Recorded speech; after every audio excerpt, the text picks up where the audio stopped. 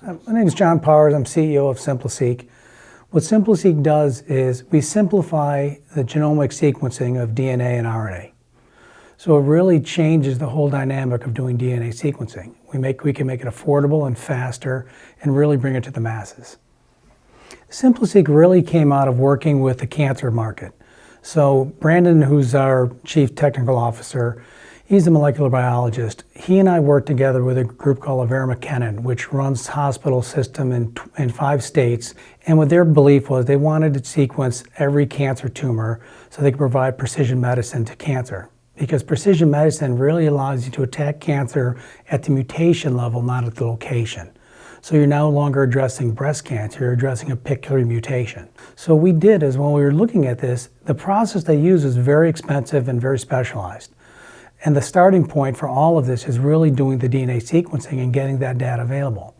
So for the last 3 years, we've tried to find ways to really drive that cost down and really get this to the point where every single cancer tumor can be sequenced and provide all that information to researchers to really help address this on a global basis. This really benefits everybody involved because this goes much greater than the cancer space. Because when you start looking at what you uncover, you start affecting population health.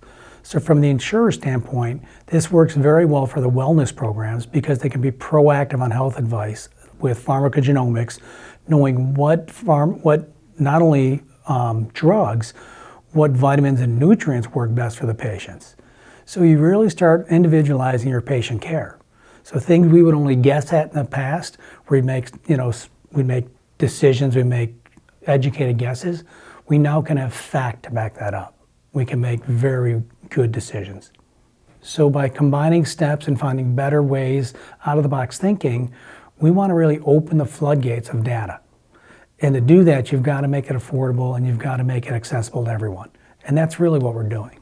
When we talk about the city of Murrieta, I'm really impressed because they're extremely forward-thinking.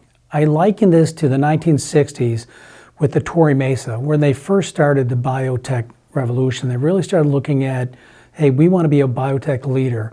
And they really brought in the expertise to really flourish in that region. And it took 20, 30 years to grow. When you look what Murrieta did is they basically allocated a very large plot of land for biotech medtech. And you're seeing today, you're seeing the Kaisers, the Loma Lindas, you're seeing big name hospitals building in that space.